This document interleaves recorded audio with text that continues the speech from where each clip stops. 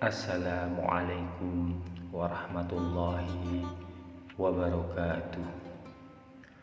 Allahumma sholli ala Sayyidina Muhammad wa ala ali Sayyidina Muhammad. Hamzah bin Abdul Muthalib bersama pasukannya berdiri melakukan penjagaan di dekat kolam pasukan muslim. Kolam itu merupakan tempat penting dalam pertempuran Badar. Jika pasukan Quraisy berhasil merebut kolam dan menghilangkan dahaga mereka, pasukan muslimlah yang akan kehausan. Kemudian sepasukan berkuda Quraisy mendekat. Dua penunggang kuda terdepan berhasil ditaklukkan Hamzah. Namun penunggang ketiga lolos dan berhasil membuka celah pertahanan untuk diterobos para penunggang lain yang terkenal tangguh. Namun Hamzah sendiri berdiri menutup celah tersebut dengan pedang siaga di tangan. Satu demi satu para penunggang Quraisy yang kehausan maju, namun semuanya tumbang di ujung pedang Hamzah. Setelah memukul mundur para penunggang Quraisy, Hamzah menerjunkan diri ke medan tempur dengan niat untuk menghabisi para jagoan Quraisy yang dilihatnya. Tidak lama kemudian, Hamzah berhasil merobohkan Handalah bin Abu Sufyan dan Haris bin Amir. Tiba-tiba Naufal bin Khuwailid berhasil menerobos ke tengah barisan pasukan muslimin. Dengan kudanya yang menggila, ia menyerang beringas, menerjang dan menginjak-injak. Topi dan baju besi yang dipakai Naufal sulit ditembus pedang pasukan muslim. Namun Hamzah datang dan menyerangnya. Naufal segera menggebrak kudanya dan menyerang.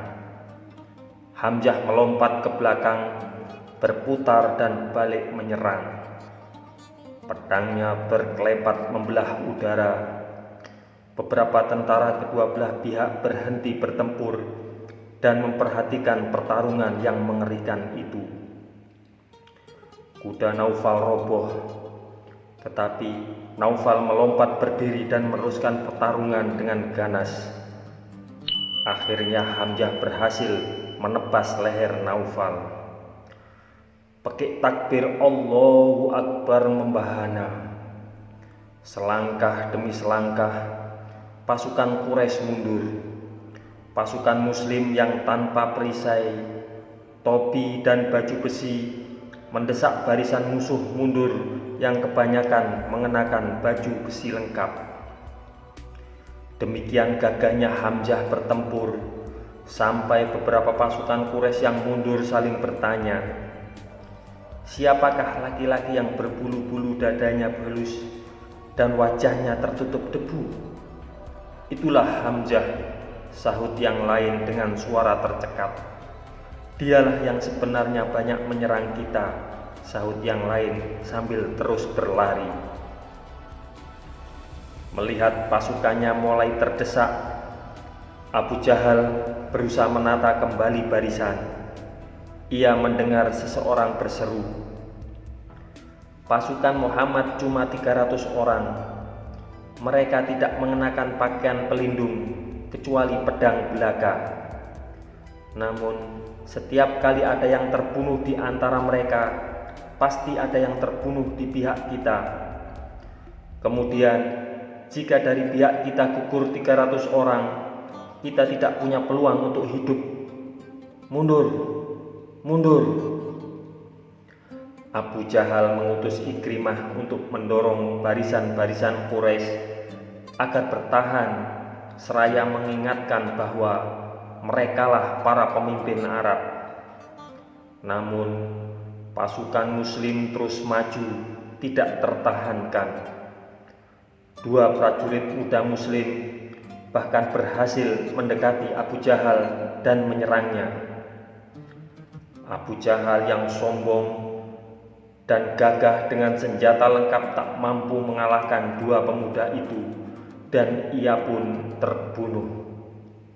Kedua prajurit muda itu, Mu'adz bin Afra dan Abdullah bin Mas'ud, mereka membawa kepala Abu Jahal ke hadapan Rasulullah Shallallahu Alaihi Wasallam seraya berkata, "Ya Rasulullah, inilah kepala Abu Jahal si musuh Allah." Rasulullah Shallallahu Alaihi Wasallam bersabda, "Allah tidak ada Tuhan selainnya. Allah tidak ada Tuhan selainnya. Allah tidak ada Tuhan selainnya. Demi Allah, kalianlah yang membunuh Abu Jahal?" Saat mereka menjawab, "Ya," segera Rasulullah Shallallahu Alaihi Wasallam bersujud kepada Allah seraya mengucapkan, "Segala puji bagi Allah yang benar janjinya dan yang telah menolong hambanya yang telah mengalahkan tentara musuhnya." Setelah itu, pasukan musuh mundur dalam keadaan kocar-kacir. Pasukan besar dan persenjataan lengkap itu telah lumpuh, mundur tergesa-gesa, meninggalkan benda-benda berharga di dalam perkemahan. Hanya keselamatan diri yang kini mereka pikirkan.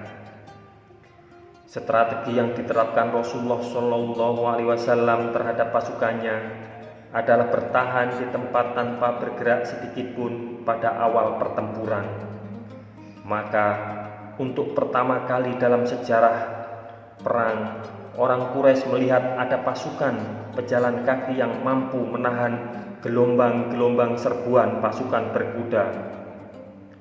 Rasulullah Shallallahu Alaihi Wasallam terus memerintahkan pasukannya bertahan sampai serangan musuh melemah. Setelah itu, barulah beliau yang memerintahkan serangan balasan. Lalu pasukan muslim pun maju dan tidak memberikan kesempatan lagi kepada musuh untuk membenahi barisan. Meski musuh mundur dengan tergesa-gesa, Rasulullah Shallallahu Alaihi Wasallam mengutus beberapa pengintai untuk mengikuti ekor pasukan Quraisy. Rasulullah Shallallahu Alaihi Wasallam ingin benar-benar yakin bahwa mereka benar-benar mundur ke Mekah, bukan melakukan tipu daya untuk kemudian menyerang kembali atau malah bergerak ke arah Madinah.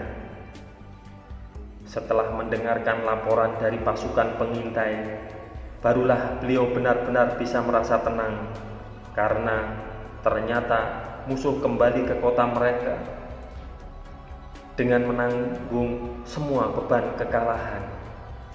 Rasulullah Shallallahu Alaihi Wasallam mengajak Ammar bin Yasir melihat mayat Abu Jahal seraya bersabda, "Allah telah membunuh orang yang dulu membunuh ibumu." Kemudian Rasulullah Shallallahu Alaihi Wasallam meninjau langsung bekas medan pertempuran. Beliau menemukan 14 sahabatnya gugur sebagai syahid, sedangkan 70 orang Quraisy terbunuh, 70 lainnya menjadi tawanan kaum muslimin. Beliau memerintahkan agar para syuhada yang gugur dikuburkan. Sementara itu, mayat-mayat Quraisy dimasukkan ke dalam sebuah sumur kering, lalu ditimbun batu. Pasukan muslim kembali ke Madinah dengan membawa kemenangan gemilang. Rasulullah Shallallahu Alaihi Wasallam memperhatikan raut wajah para sahabat yang berseri-seri, kecuali Hudzaifah bin Utsbah yang telah membunuh ayahnya sendiri.